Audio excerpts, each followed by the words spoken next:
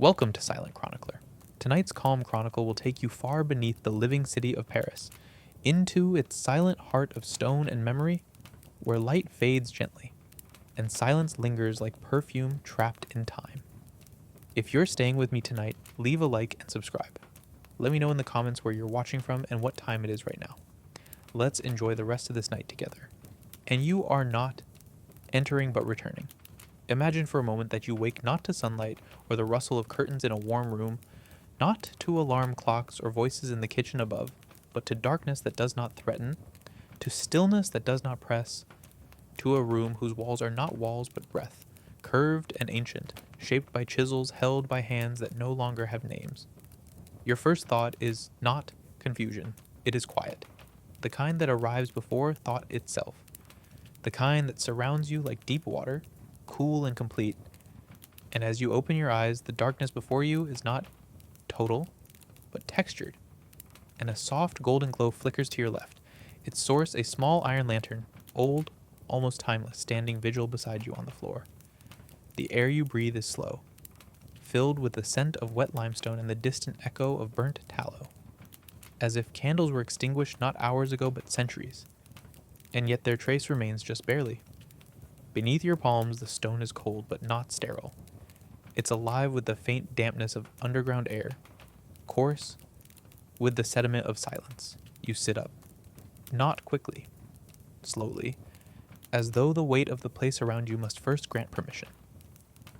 Your body responds with the kind of awareness reserved for sacred places, for spaces where motion is not action but acknowledgement. The lantern glows a little more as you lift it, and its light reveals the room. Not large, not small, but round and old and perfectly still, its walls lined with bones. Not in piles, not in chaos, but in patterns, columns of femurs, rings of skulls, carefully placed, deliberately arranged. Not as decoration, but as structure. This is no forgotten tomb. It is remembered. It is preserved. It is the catacombs of Paris, and you have awakened inside them. Not as a tourist, not as an explorer, not as a trespasser. You belong here now, not in fear, but in quiet. Your breath slows without effort. There is no urgency in your lungs, no weight in your chest, only rhythm. A calm one, unhurried, the same rhythm you feel in the walls, in the floor, in the low, imperceptible current of air that moves like memory through the tunnels. You rise to your feet, and the floor beneath you is uneven but trustworthy, worn by centuries of passing, by those who came and never left, by caretakers of silence, by echoes of voices that once whispered prayers and now have turned to dust. With a lantern in hand, you step into the corridor, and the light moves ahead of you in slow pulses, revealing a world not built for spectacle, but for holding what must be held. The corridor narrows, not oppressively, but intimately. The walls close enough that your breath touches them before your hands do, and you notice the scent changes subtly with each step, from dry stone to damp soil, from wax to iron, from dust to something sweeter, like old wood or forgotten paper.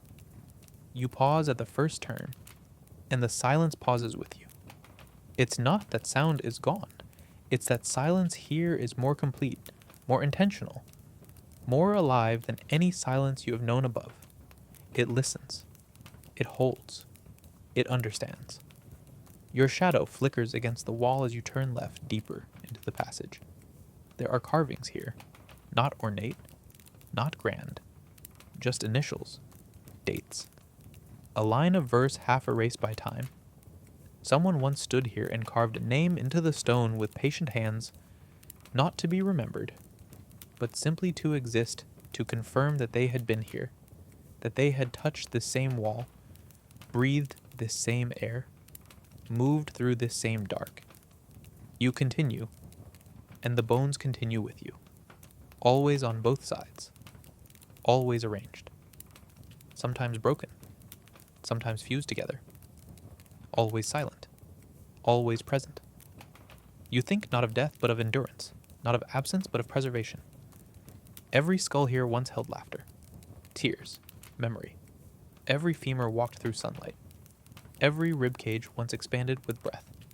Now they surround you not as warning, but as architecture. This place was not built to frighten. It was made to contain, to carry, to remember. You follow the corridor as it winds in smooth, deliberate curves, each turn like the slow arc of thought. Somewhere far away, water drips, not urgently, not rhythmically, just one drop. Then a pause, then another. A cadence so natural it becomes part of your own breath. You begin to notice the air grows cooler as you descend, not sharply, not suddenly. Just enough that the lantern's heat against your palm becomes more noticeable, more comforting. The walls narrow again, then open into a chamber with a low ceiling and wide floor. And here the arrangement shifts. Bones no longer line the walls, but form shapes. Patterns like crosses, like wreaths, like circles made from lives. You step slowly around them, not to disturb, but to observe. And in this room, your thoughts begin to drift. Not up, not back, just inward. The quiet invites them, encourages them, asks them gently to rise. You think of names you haven't spoken in years, places you once stood but never looked at closely, moments that didn't matter until now. The silence here doesn't force memory, it offers it, with gentleness, with warmth, with time that no longer ticks forward, but hangs in the air like dust, visible only when the light catches it. You sit on the ledge of the wall and the stone is cold against your legs and the coldness is kind. You close your eyes not to sleep, but to listen deeper, to sink into the hush that surrounds you, to fall inward, where the past lives like a soft voice under the surface. There are no footsteps behind you, no whispers, no wind, just the vast, comforting stillness of the catacombs, the patience of rock, the grace of bones, the embrace of silence shaped by centuries. Above you, far above the limestone and the ancient mortar, the city of Paris stretches outward in every direction. A world of boulevards and spires, of cafe chairs set 2 by 2 beneath wrought iron balconies, of hurried footsteps crossing Place d'Enfer Rochereau, where traffic lights blink red and green without knowing what lies below. Just a few streets away from the Seine, not far from the gardens of Luxembourg, where laughter filters through plane trees in spring and footsteps crunch through golden leaves in October, the entrance to the catacombs waits, hidden in plain sight, modest, almost unremarkable, as though Paris herself prefers not to speak of what rests beneath her skin. The catacombs are no myth. They are real.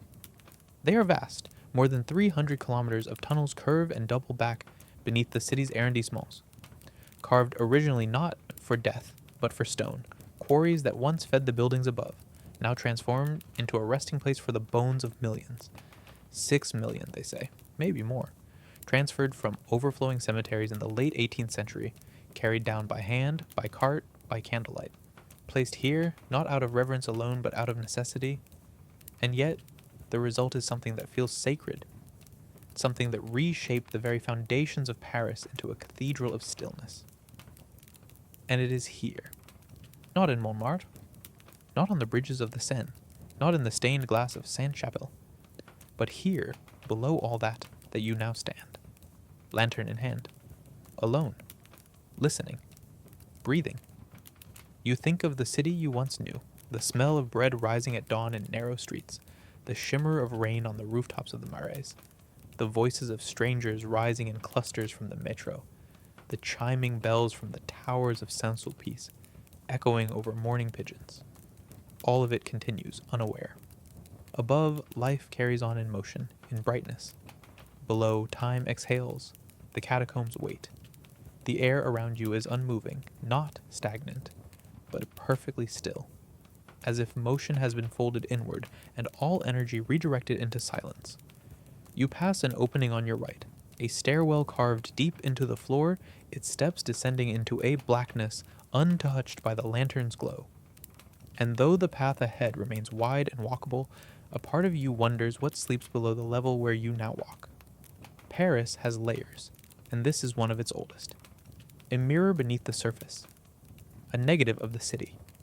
Instead of light, shadow. Instead of sound, hush. Instead of names, bone. Yet even here, There are traces of the world above, initials scratched into the stone by workers or wanderers, numbers written in red ink, long faded, used by early explorers to map their way back through this underground warren. Occasionally, a plaque appears, set into the wall, Rue d'Enfer. One reads, Street of Hell. An old name for this corridor, not sinister, just old, just remembered. You pause before one inscription carved in fine script. O mortals, laissez là vos vanités. O mortals, leave behind your vanity. The words are not a scolding. They are an invitation, a suggestion to be small, to let go, to breathe as if you've never breathed before. So you do. The air is cool but not harsh, and it moves through your chest with the ease of deep sleep. You rest one hand on the wall, and the stone beneath your fingertips feels both solid and soft, worn not by tools, but by time and hands, hundreds, thousands of hands passing along the same grooves. Your own skin joins theirs now, one more presence in the long lineage of those who moved quietly through these tunnels. You continue, deeper, slower, more present than you remember being in years. Every step you take is swallowed gently by the floor beneath you, a floor shaped not by design but by the inevitability of time pressing down, layer upon layer of presence compacted into stone. And here, below the heartbeat of Paris, where cafe tables clatter and metro doors hiss open and closed with the impatience of the waking world, there is no such urgency, only the slow exhale of centuries resting in perfect alignment. The passage narrows again, and the ceiling lowers slightly, just enough to suggest humility, just enough to invite a bowed head, and in that subtle gesture you are reminded that this is not a place made for spectacle or grandeur, but for quiet recognition, for the kind of stillness that begins to reshape your understanding of movement. As your lantern glows gently forward, its light washes across an alcove carved deeper into the wall, a recess that holds not relics, not artifacts, but bones arranged in the shape of a heart, each curve formed from ribs and vertebrae, crowned by a single skull resting at its center like a seal. And this shape, unexpected, oddly beautiful, feels less like ornament and more like a signature, a message left by someone long ago who understood that even in silence, even in death, there is space for love. The air shifts slightly as you pass, not with wind but with weight. The subtle thermal pulse that hints at openings ahead, and your footsteps, though soft, return to you in the faintest echo, not crisp, not clear, but wrapped in a veil of centuries. Every turn reveals another chamber, another shape in the dark, another reminder that Paris above may have forgotten what lies beneath. But the stone has not. The stone remembers. The stone holds everything. You come upon a plaque now. Larger than the rest, its words carved deep into blackened marble. And the inscription catches your eye because it is not in Latin or French, but in silence. 3 dots chiseled into the surface, one beneath the other. A pause, an ellipsis in stone, as if even words gave up here, as if even language could not complete the thought. You stare at it for a moment longer than you meant to, and when you finally move again, it is not away but through, passing beneath an archway built not by masons but by the dead themselves, columns of femurs stacked with such symmetry that your breath catches not in fear, but in awe, because there is something holy in this repetition, something sacred in the patience of bones aligned to become not memorial but foundation. This is a place where the past does not speak, yet is never silent, where death is not the absence of life, but its shadow, its echo, its memory. Warm still in the stone, humming through the walls like a lullaby without lyrics. You begin to feel time softening, not slowing, but diffusing, like ink dropped into still water, spreading out in such subtle gradients that you cannot tell where this moment ends and the next begins. There is no hour here, no morning, no evening, only presence, only the body, and the air it inhabits, and the silence that shapes both. A faint trickle of water ahead draws your attention. You follow it, not toward light, but into deeper stillness. The sound grows stronger, still soft but rhythmic now, and soon you arrive at a small channel cut into the floor where underground water runs clear across polished stone, its surface catching your lantern's flame and scattering it into flickers that ripple along the walls like echoes of old dreams. You kneel beside it, not out of fatigue but reverence. The water is cold. You touch it, and the cold is clean, direct, honest. For a moment, you imagine the entire city above dissolving, its lights, its sounds, its structures, leaving only this underground stream, these walls of memory, this moment of stillness. You do not fear it, you welcome it. Because here, in the catacombs, there is no need to be anyone. There is only the act of being, quietly, completely. As you rise once more from the edge of the stone channel, the droplets of water that remain on your fingertips begin to dry almost instantly in the mineral air, leaving behind not moisture, but a faint coolness. A sensation that seems to echo through your nerves long after the liquid has vanished, as though even the water here remembers things, as though it carries the stories of the stone in its slow underground current.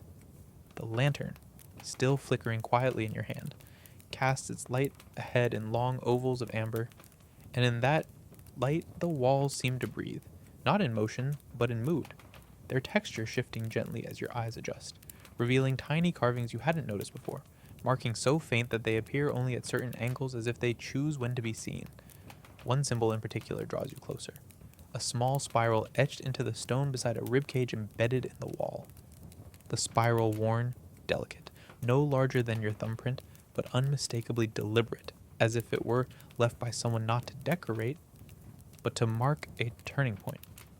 A decision, perhaps even a resting place for thought.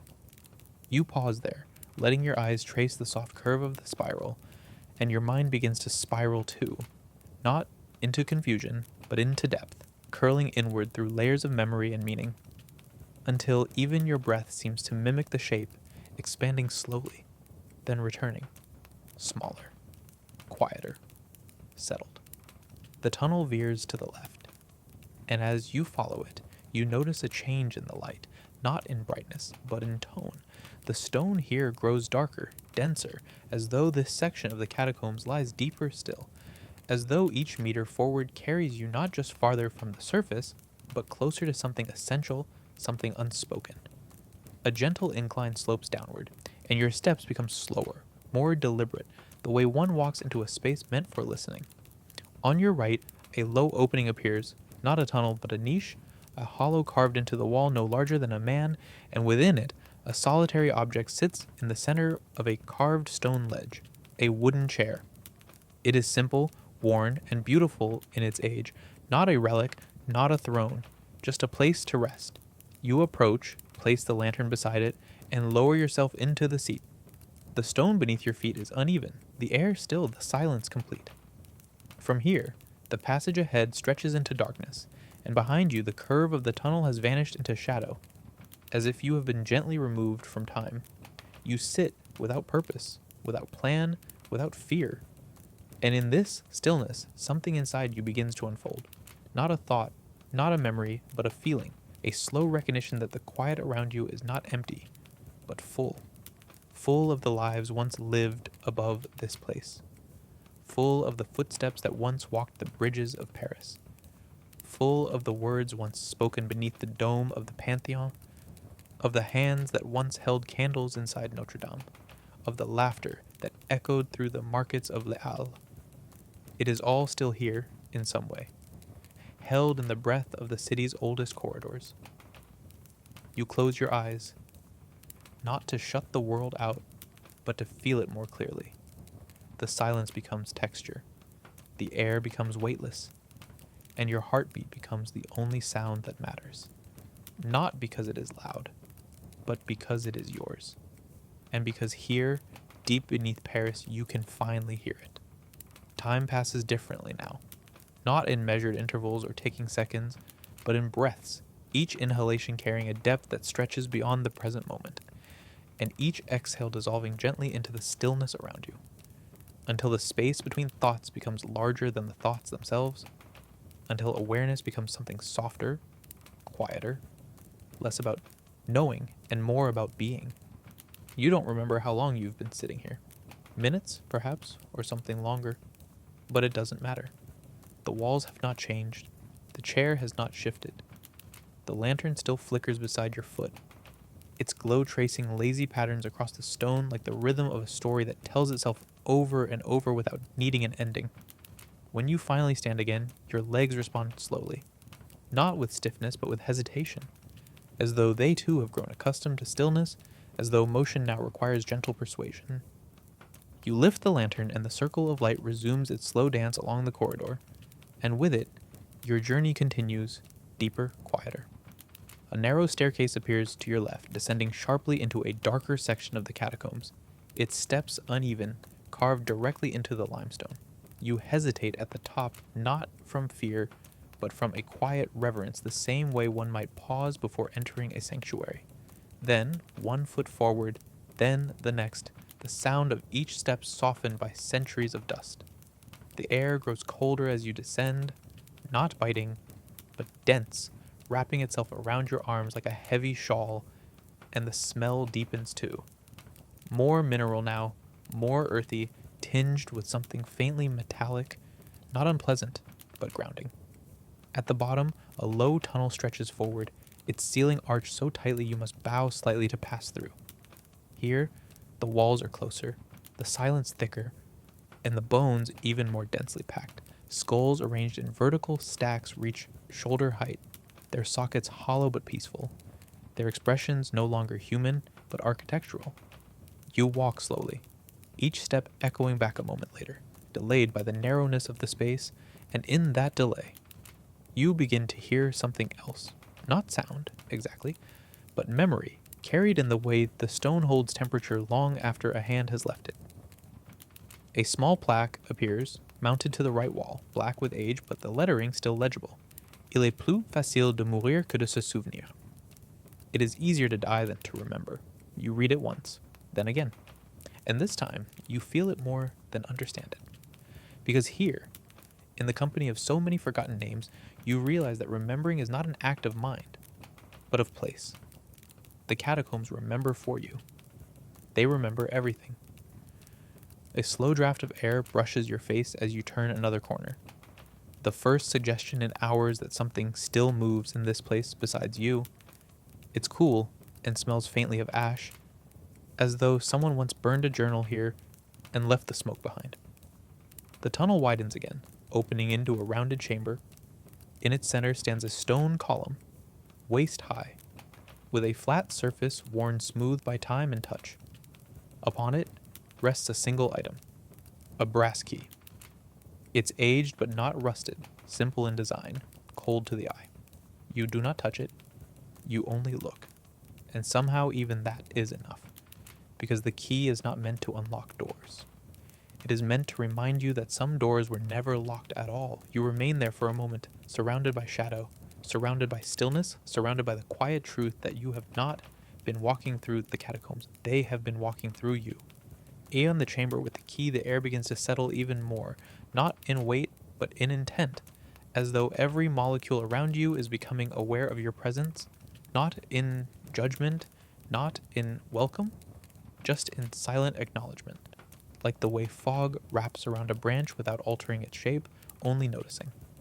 The corridor narrows once more, curving slightly to the right, and as you follow its bend, the lantern casts longer shadows that reach ahead before you can see what lies within them, stretching your awareness further than your eyes, asking you to listen before you arrive. On the left wall, the bone pattern shifts, now rib bones, lined like the pages of a closed book, stacked carefully to create vertical textures that ripple faintly with every step you take. And in these new shapes, something unfamiliar begins to emerge, a rhythm, not of structure, but of story. It feels as if someone once arranged this part with the intention of being read, not with language, but with presence.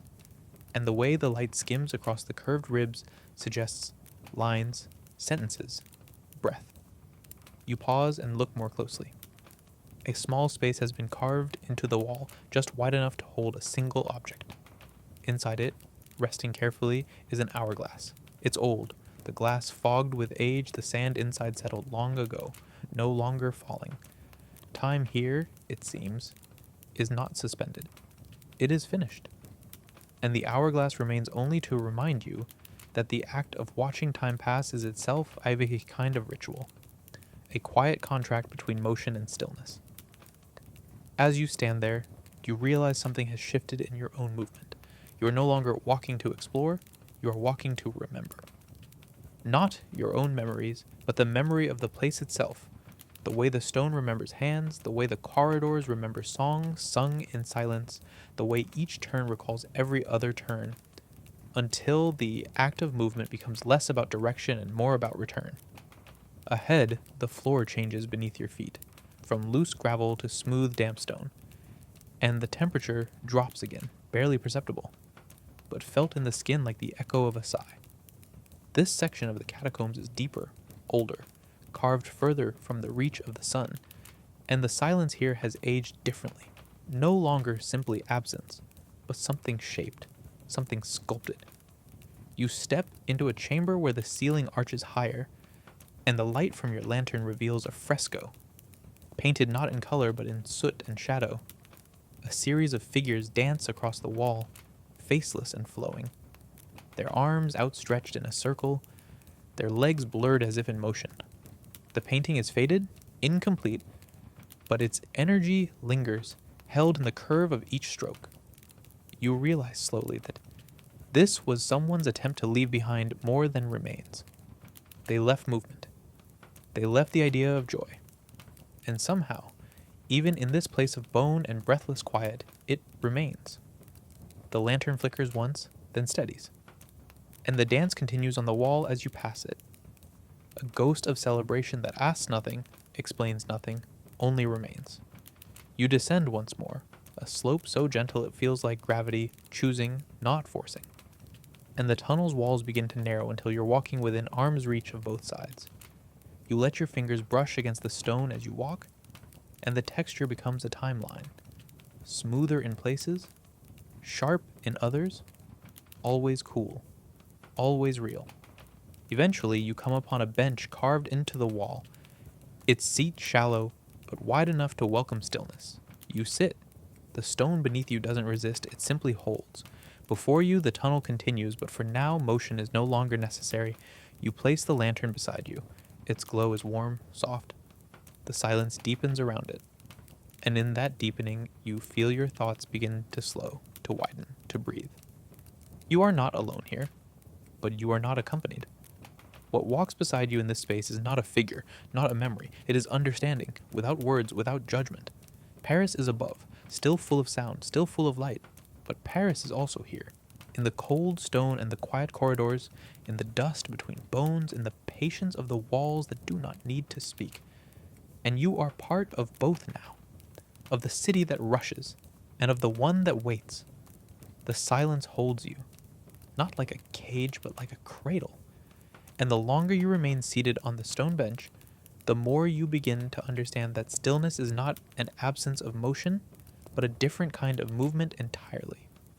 One that travels inward, curling gently through memory, through breath, through the smallest spaces between thoughts where language has not yet taken shape.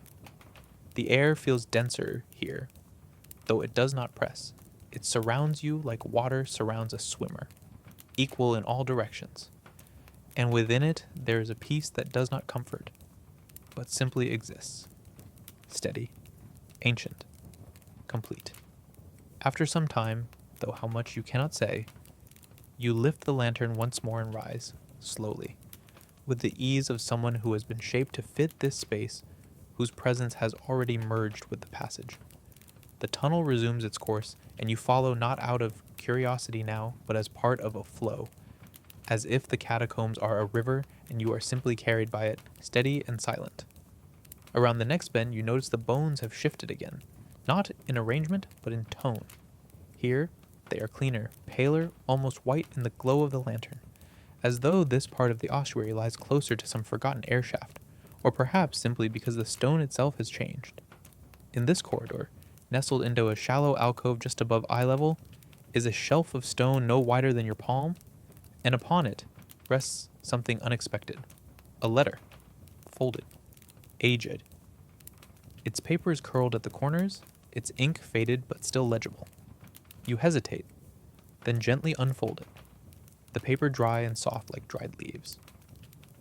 The handwriting is old but careful, and the message brief. Je suis venu ici pour me souvenir de ce que j'ai perdu. Et j'ai trouvé ce que j'étais. I came here to remember what I lost, and I found what I was. The words do not shake you. They still you, because they feel familiar, not as a memory, but as a truth you've been moving toward without knowing. You fold the letter again, place it back exactly where it rested, and continue. The catacombs begin to narrow, then open again into a room larger than the others. This space feels more like a sanctuary than a hallway. A circular chamber where the walls are lined with niches, each one containing a small object. A candle, a stone carving, a strip of fabric, a single black shoe. Offerings, perhaps, or remnants. Symbols of lives left behind in pieces too personal to be explained. In the center of the room is a stone pillar, flat-topped, smooth, and worn from touch. Around its base, faint inscriptions spiral outward in multiple languages: Latin, French, Greek, German. None are complete, none are whole. And yet each one contains the same energy. Remembrance without demand, presence without need. You sit on the floor beside it. The stone is cold, but not unkind. You place the lantern on the pillar, and its glow pushes softly against the curve of the walls, illuminating the objects once more. And for the first time you begin to see them not as things, but as words, not spoken aloud, but placed, left in silence. You imagine the hands that placed them here. You imagine their faces. You imagine nothing else. The room is quiet. You close your eyes and listen. You remain there with your eyes closed, not asleep, not in meditation, but in a state even softer than rest, a kind of internal stillness, where thought dissolves into atmosphere, where awareness floats without urgency, where the boundary between your body and the stone beneath it has blurred into one continuous texture, cold but constant. The sounds around you have disappeared entirely, replaced by a subtle presence, as if the chamber breathes with you now, as if your breath is part of its ritual and its memory. When you open your eyes again, the light from the lantern has not changed. It remains soft, amber, eternal. But the space feels different, as though your presence has been accepted, as though the room now allows you to see more. The objects on the wall no longer seem random. Each one tells a story, not through narrative, but through position, material, wear. A candle that was never burned, a mirror so scratched it no longer reflects. A spoon carved from wood, its surface smoothed by touch. These are not artifacts, they are witnesses. And in this stillness you realize something has shifted in you. No longer are you here to find your way through the catacombs. You are here to be found by them. You stand slowly, lift the lantern, and begin to walk again. Not toward escape, not toward discovery, but with reverence, with slowness, as though each step is a question asked in the language of stone. As the corridor narrows once more, the bones recede behind walls of pure limestone, smooth and pale, and for the first time in a long while, there is no visible reminder of death. Only earth, only passage, only breath. The light dances differently now, casting longer, more fluid shadows that ripple across the walls like memories stirring beneath sleep. The floor rises gently, and you follow its curve, feeling as though you are being led not up, but inward, into the deeper architecture of the self, into the quieter chambers of perception. Another chamber opens ahead. This one is smaller, almost hidden, and inside a pedestal rises from the center of the floor, upon which rests a small weathered journal. Its leather is cracked, the edges worn to softness, the binding loose. You open it slowly, the pages breathing out dust and time. The writing inside is not dated, not signed. just words. One page reads, "They say the city above is louder now than ever before.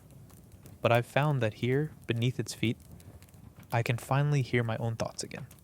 Another, "I have no name here, and I have never felt more real." The final page contains no words, only a drawing. A map, not of the tunnels, but of light. Arrows indicating beams, shadows, points where the lantern must be held at certain angles. You follow it. The instructions are simple, quiet, strange. You position the lantern where the map suggests, and as you do, the shadow it casts lands on a far wall, forming an image from otherwise invisible carvings, a compass.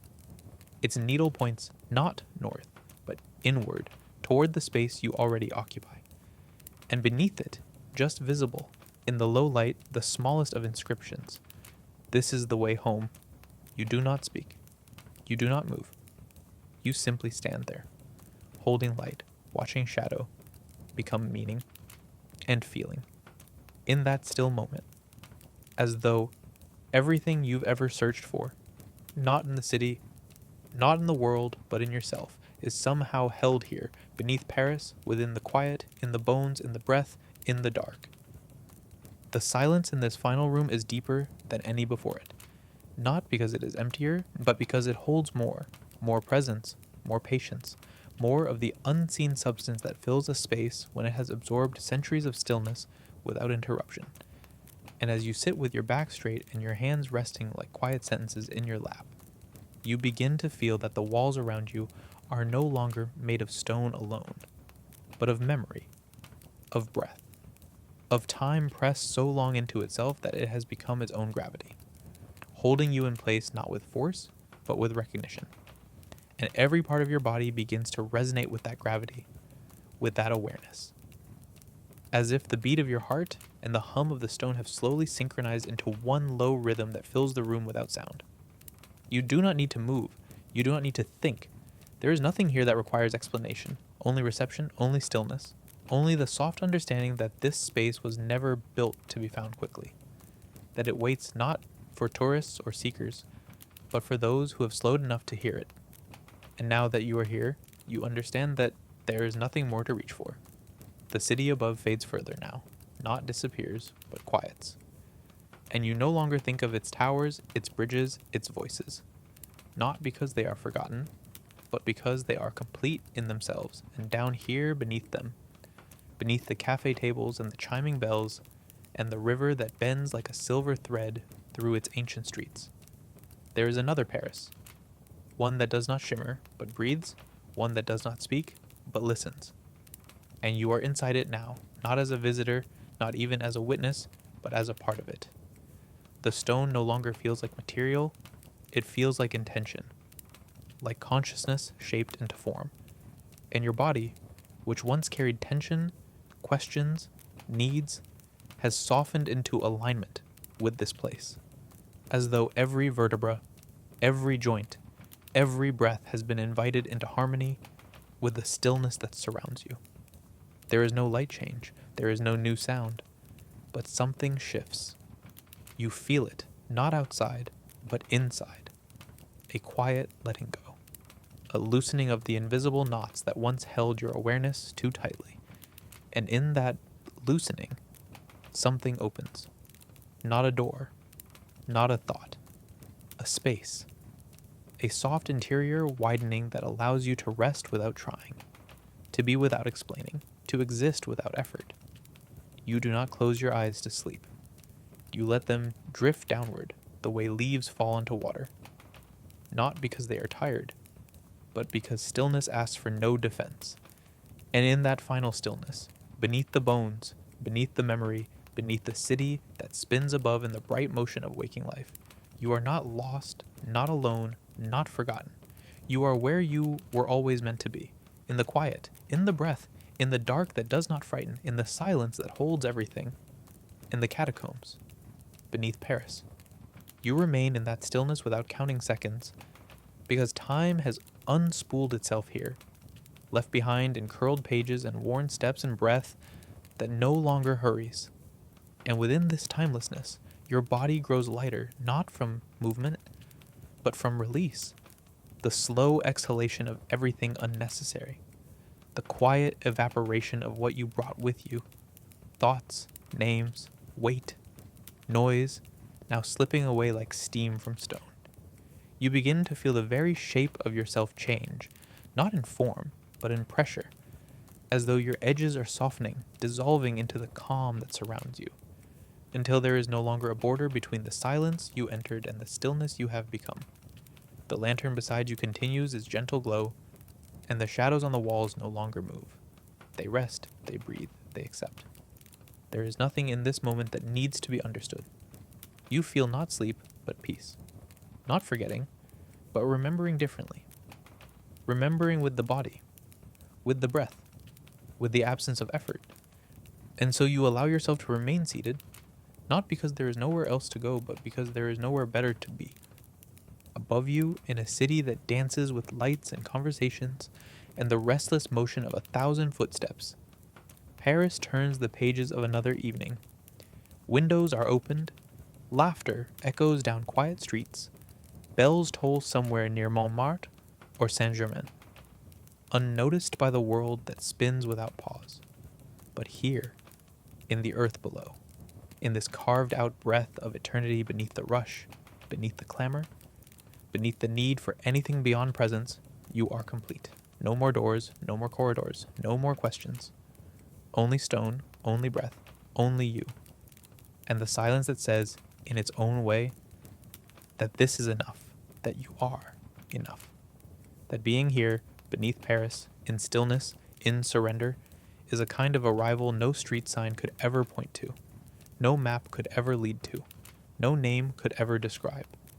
You have reached not the end of a path, but the beginning of a pause that stretches infinitely, quietly, warmly, like sleep waiting in the arms of time. There is no farewell here. There is no final word. Only one last breath. Deep, slow, full. Welcome home. The catacombs of Paris stretch out in darkness like the roots of an old memory, winding beneath the city in a labyrinth of stone and silence, carved from the ancient quarries that once fed the monuments above. And long after those buildings rose into light, the tunnels below were left behind, hollow and still, until the living ran out of room for the dead. And then the dead were carried here, quietly, bone by bone, skull by skull, until the tunnels themselves became the burial ground, not marked by tombstones or names, but by structure, architecture made of what remains when a life has ended. Beneath the 14th arrondissement, beneath Denfert Rochereau, beneath the cafes and apartments and museums, beneath the rain and the Seine, and the rhythm of the metro, these catacombs weave for over 300 kilometers, though only a fraction is known, only a fraction mapped.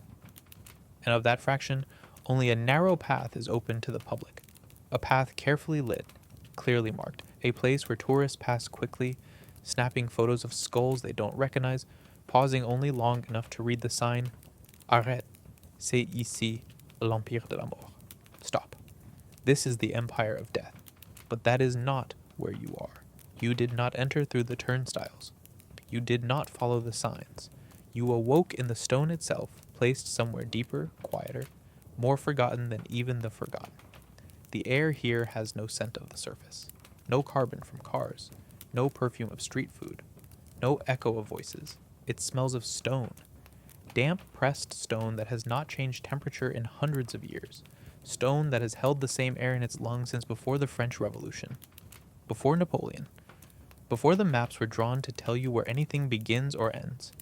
You walk now through a narrow corridor with walls close enough to press your shoulders. And within that closeness, you begin to feel not confined, but held, not by threat, but by memory, as though the stone itself is aware of you, aware of every breath you take and every footfall that taps gently against the old limestone. Overhead, the ceiling is curved like a ribcage, arched and low, and you walk beneath it with instinctive reverence, your body adjusting to the weight of the past not as burden, but as rhythm. There is no need to rush, no need to arrive. Each turn reveals more of the same, but each repetition is different. A new pattern in the way bones are stacked, a new crack in the wall, a new texture in the floor beneath your boots.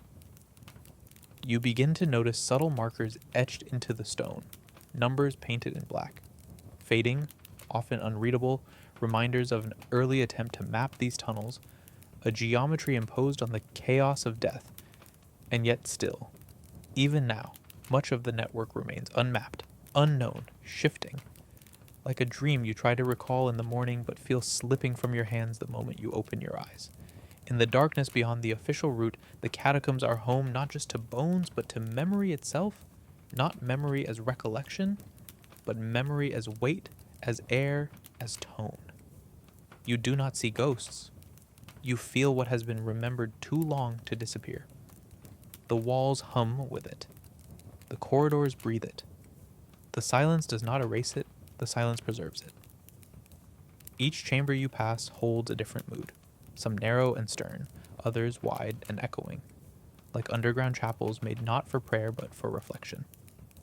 You stop in one and feel it immediately, a hollowed-out sphere of quiet with a single lantern hook on the wall, long rusted, above which someone long ago carved a name, Emile. Nothing more, just that. Emile. A man once lived, a man once walked, a man once left his name, and now the stone holds him softly, silently, forever. You move on, and each step becomes slower, more deliberate. You are no longer navigating. You are participating. The catacombs are not a place. They are a state, a transformation, an undoing, a surrender. You begin to forget your own voice. You begin to forget how long you've been walking. You begin to forget the surface altogether. And in that forgetting, you find something unexpected. Peace. Not comfort, not joy, but peace. The kind that comes when there is no one watching, no one asking, no one waiting. Only the earth, only the past, only you, breathing slowly beneath the skin of Paris.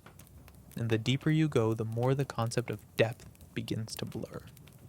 It's no longer measured in meters below the city or by the number of steps taken away from the light, but by the way your mind softens, how your inner voice quiets, how the tension in your jaw and your chest slowly dissolves into the stone until the body you arrived with feels less like a thing you wear, and more like something the tunnel has gently shaped to fit itself. You are not walking beneath Paris anymore. You are walking through it, through its foundation not just of limestone, but of memory and omission, through layers of history not carved in plaques or books, but preserved in humidity, held in silence. And you begin to realize that what remains here is not just the skeletal record of death, but the invisible gravity of everything that has ever been lost. Letters unsent, names unspoken, stories never told in daylight, because they were too small or too sacred or too quiet to rise above the noise of life on the surface.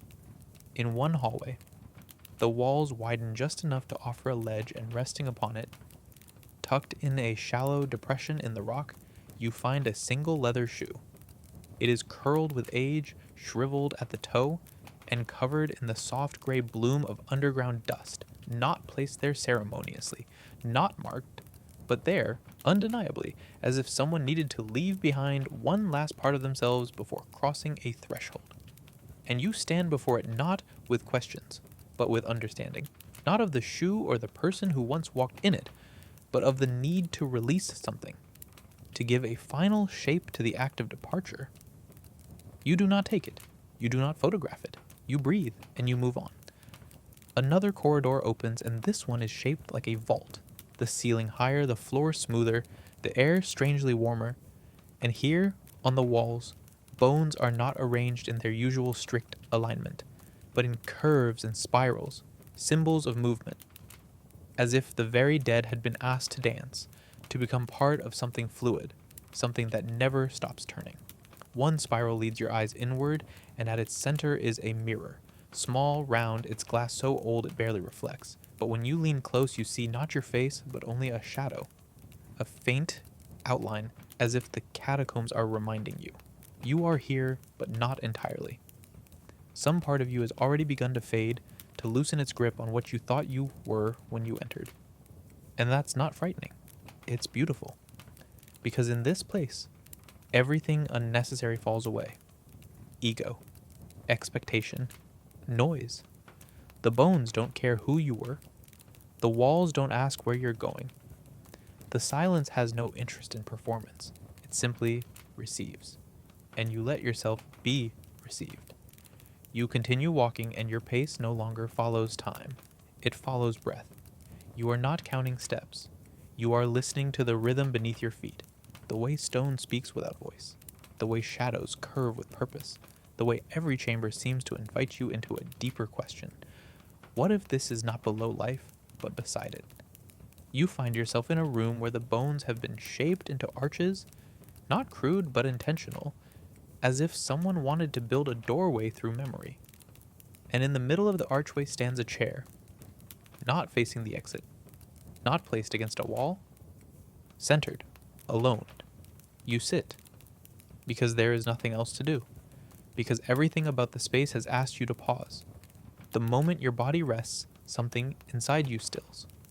You place the lantern at your feet. Its glow rises slowly up your legs, across your arms, into the hollow of your neck. You feel it, warm and unhurried, and the breath that follows is the deepest of the day, not because your lungs were empty, but because something else, something wordless, needed space to expand. There are no signs here, no explanations, only invitation. And you understand now. You are not lost. You are not found. You are held. The walls no longer appear to be boundaries, not to sight, not to sound, not to presence. They feel instead like skin. Not your own, but something broader, something collective. As though the catacombs themselves are a body and you are resting inside its chest cavity, not unwelcome, not foreign. Simply here, breathing with it, slowly, evenly, rhythmically. The lantern's flame has lowered slightly, not from lack of fuel, but as if it, too, understands that now is not the time for brightness, that the softest light is the only appropriate one in a space that has taught you to see without looking, to feel without touching, to remember without reaching backward. You close your eyes not out of tiredness, but an instinct, the kind of instinct that comes when the external has given you everything it can, and the only direction left to move is inward. The stone beneath you feels warmer now, not because it has changed, but because you have. Because your awareness has shifted from survival to surrender, from direction to presence. And the temperature, the texture, the shape of everything surrounding you is no longer separate from the rhythm of your own thoughts. You let them come. Not thoughts with sharp edges or questions. Those melted away long ago. These are softer, slower, like images folded into fog. A face you once knew. A color you haven't seen in years. The sound of water running through a city drain. The smell of a stairwell. The way sun once struck a tiled wall and you stopped for just a second to notice. They drift across your mind like incense rising in still air. They don't ask anything of you. They're not memories. They're reminders that you were, that you are, that even in stillness you continue to become. The silence now is total. Not the absence of sound, but the presence of listening. It holds everything. It wraps around you, beneath you, through you. You are not isolated. You are embraced. You are not small. You are precise. Not a figure lost in a tunnel, but a presence folded perfectly into the geometry of something greater. A cathedral beneath a city. A quiet breath inside the lungs of history. And Paris above turns slowly without noticing. Its fountains still trickle. Its windows still flicker. Its stones still echo the sound of hurried heels, but down here, in the stillness you have entered, the night no longer moves forward. It deepens. It spreads. It welcomes. You rest your hands on your knees. You feel the coolness of your skin. You do not shift. You do not stretch. You do not prepare for sleep. You simply let yourself be carried toward it as if drifting in a tide that asks for nothing but surrender. No voice guides you. No thought interrupts you. Just the long, slow exhale of the world falling quiet. And somewhere in that quiet, you hear the faintest echo, not of footsteps, not of whispers, but of peace itself, moving through stone, through centuries, through breath. You close your eyes again, and this time you do not open them. The flame lowers. The silence remains. The catacombs continue. And you, finally, are still. There is no longer a sense of entering or exiting. No longer a distinction between where you began and where you are now. The notion of movement has dissolved into the background hum of the catacombs, which do not care for linear time or destination, only for presence, only for what remains once the excess has been stripped away. Your breath has become the softest rhythm, not counted, not controlled, simply there, like the quiet trickle of groundwater through some unseen fracture in the wall. Slow, eternal, asking nothing. You feel no need to adjust your posture. Your body has already arranged itself into the perfect shape for stillness. The stone no longer feels like stone. It feels like thought, like memory turned physical, like the weight of everything you were too distracted to notice until this moment. Far above, the city carries on. The lights of Montparnasse still blink from rooftops. As waiter wipes down a counter, lovers whisper at the edge of the Seine. Buses glide past in late-night sighs of brakes and low voices. But none of that reaches here. Not because it's far, but because you are further now, further into stillness, further into the marrow of the city, further into the space beneath noise where only essence is allowed to remain. The silence around you becomes a mirror, not a reflection. A deep, polished void that holds you without distortion, that accepts every edge of you as you are, that asks no questions, gives no judgment, offers no names. Only presence, only weight, only the permission to exist without purpose. You have passed through memory. You have passed through ritual. You have passed through surrender. And now you are only breath and shape and stillness. You begin to feel the last traces of the surface world unravel. Not forgotten, just unnecessary. Like the final exhale before sleep claims the waking mind and replaces thought with rhythm. You are not tired. You are not fading. You are arriving at something deeper than peace, deeper than understanding. A quiet that is not the end of sound, but the beginning of something more complete, a stillness that hums like warmth, like the last light before a dream begins. You feel it now, behind your eyes, beneath your ribs, within the space between each heartbeat. Not sleep, not silence, something gentler, a quiet beyond the need for words. The lantern's glow pulses low. Your hands are still. Your breath is soft. The walls lean in just slightly, as though listening. And you let go. You do not fall asleep. You are not pulled. You are not lost. You dissolve, not into darkness, but into quietness so profound it feels like returning to the moment before breath, before noise, before thought even knew what form to take. In this descent, there is no struggle, no final decision, no flicker of resistance. Only allowance. You allow the stillness to wrap around your bones like warmth, to enter your chest without asking, to pass through your spine as gently as a sigh passing through a long corridor. The catacombs no longer surround you. They have become you. Their curves echo within your lungs. Their hush has pressed itself into the quiet curve of your throat. Every memory they hold, every candle once burned, every skull once placed, every whisper once made between the living and the dead has folded itself into your breath like smoke curling into silence. Above you the world turns, yes, but here in this breathless cradle of stone you are no longer turning with it. You are resting beneath its motion, beneath its need, beneath the weight of time, and the earth, unchanged, accepts you not as something separate, but as part of its texture, like dust, like water, like air forgotten in an unopened room. Nothing stirs now. The light dims to a whisper. Your hands, once exploring, now rest. Your breath, once searching, now floats. The echo in the corridor no longer returns. It simply expands until even the sense of space ceases to be necessary. The stone no longer feels like anything. It just is. And you are that is. The last thought you have is not a sentence, not a word, not even a shape. It is a softness, a release, a settling. And then everything holds, everything rests, everything breathes once deeply, and becomes quiet. And so you remain, not out of choice, not out of necessity, but because nothing within you has to move anymore. Not your limbs, not your breath, not even your thoughts, all of which have surrendered to a cadence slower than sleep, quieter than memory. The kind of stillness that exists only in places that were never meant for voices. The catacombs hum beneath your skin now, not with sound, but with presence. A pulse that has synchronized itself with your own until you no longer feel where you end and the stone begins.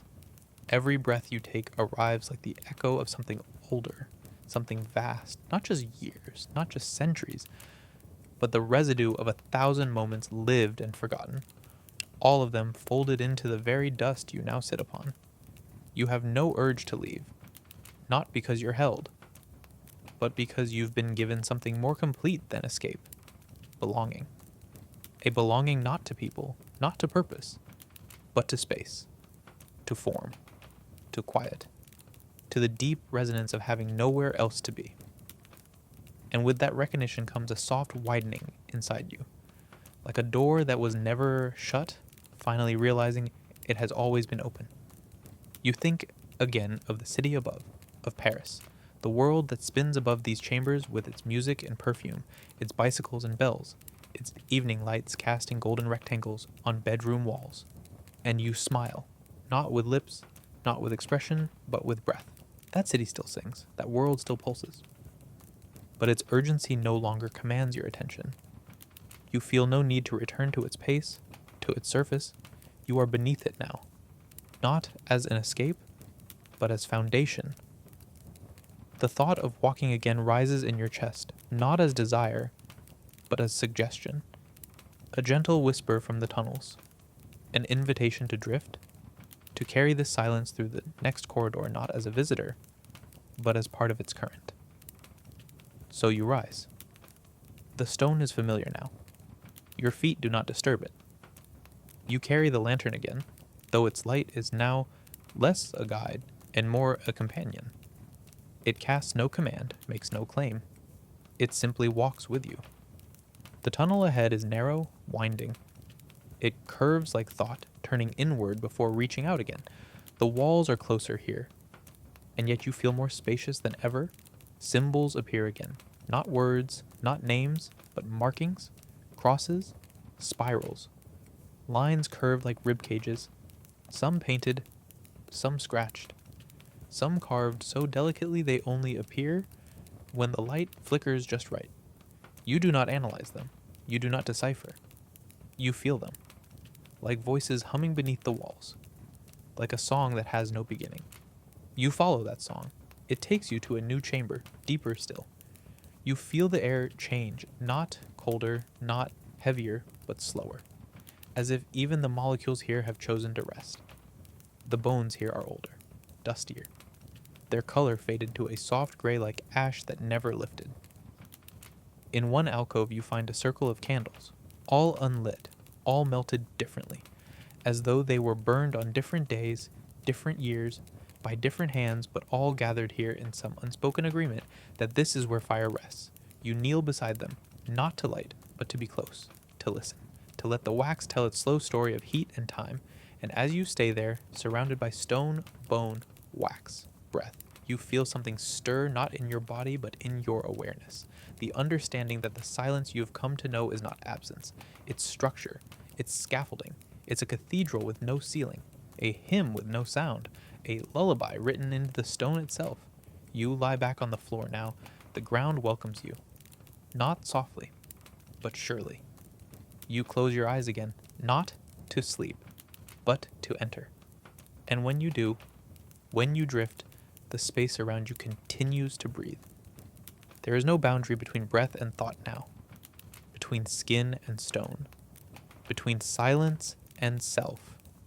Everything has merged into a soft continuum, a field of awareness where time no longer interrupts and where space folds around you like cloth soaked in memory.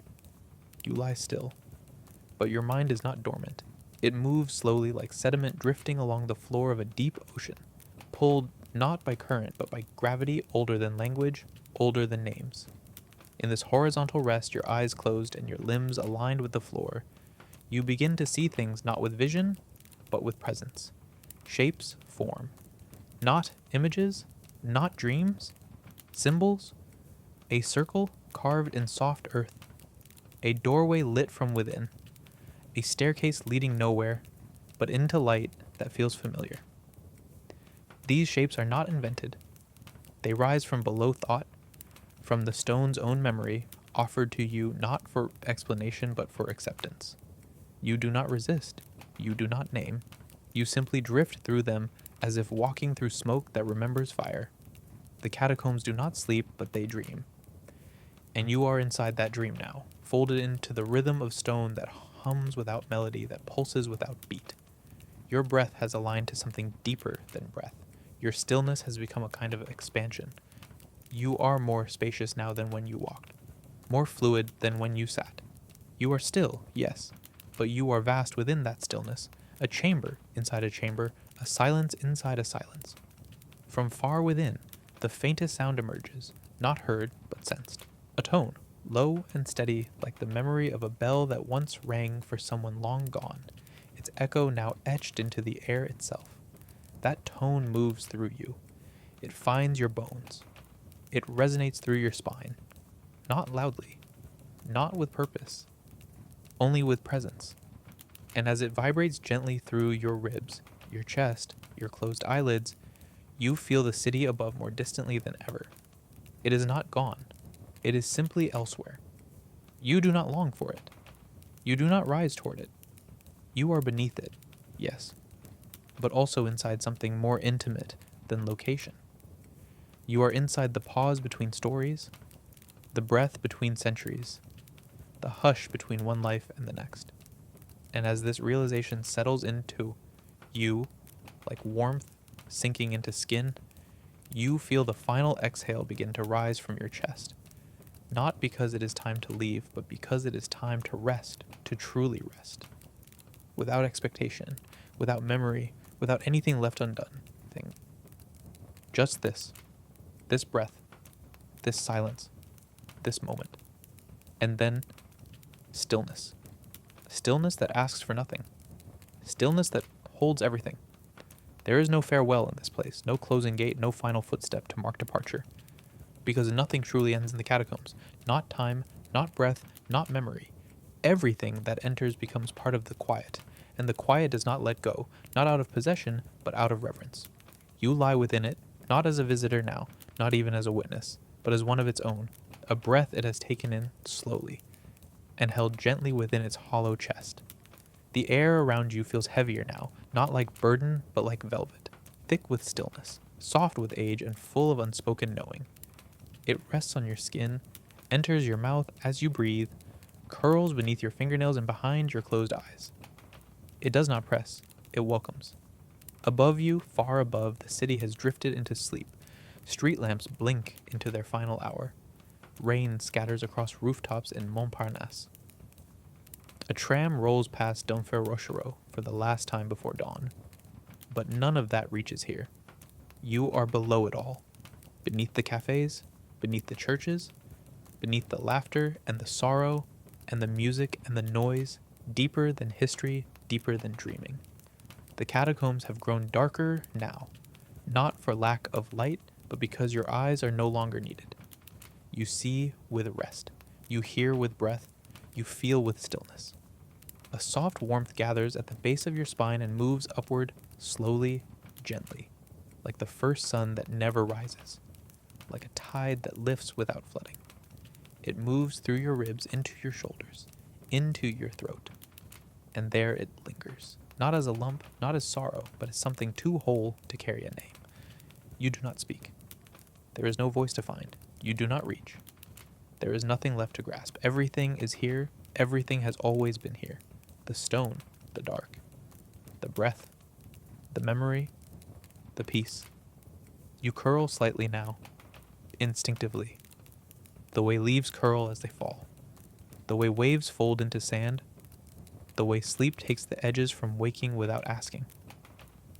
Your fingers rest softly against your chest. Your knees draw inward. Your breath slows again. The quiet settles like a final blanket over your skin. You do not resist. You do not think. You do not hope. You simply yield. Completely. Finally. Gently. And in that yielding, you become the space. You become the stone. You become the silence. You become the Paris no one sees, the one beneath, the one that holds everything.